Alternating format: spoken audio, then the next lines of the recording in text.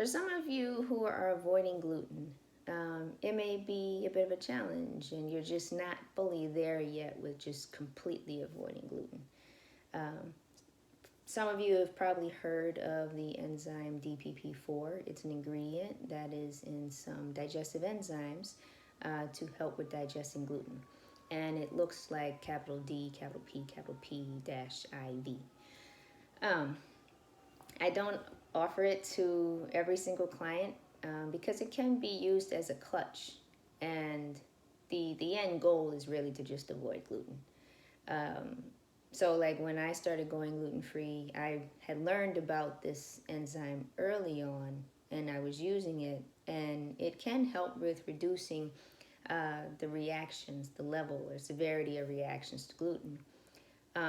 But I knew my end goal was to just go gluten free. And so when I started noticing that I was just, slowing down on getting to that end goal, I was like, yeah, I'm going to stop taking this enzyme and just kind of force myself to really get good at going gluten free. So that's what I did.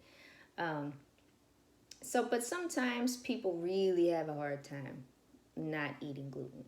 And I've seen that as well. There was one particular client, she just kept tanking and tanking in health. And it was like, I have to give her this enzyme, otherwise, this is going to get bad. And so I did give it to her. So it really is just a case-by-case basis as to whether or not I think it's a good idea to tell my clients about this enzyme that helps to digest gluten.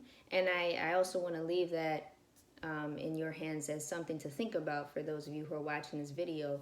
Are you going to use this thing as a clutch, and will it keep you from getting to the end goal that you really want to get to, and for some of you that you really need to get to, which is not eating gluten anymore? Or can you handle using it in moderation when you really feel like you need to? And then sometimes I encourage you to push yourself a little bit more.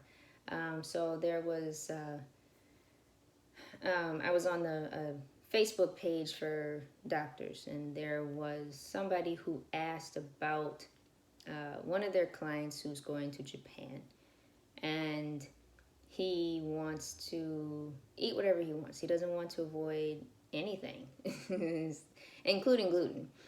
And for me, it came to a point like, if I went to Japan right now, I know that I would be finding the gluten-free options, because that's my resolve to do that, right?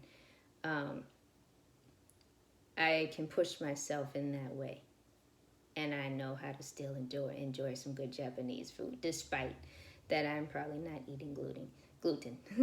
So I just encourage you to think in those ways too. Just because you go to another country doesn't mean just all, just stops.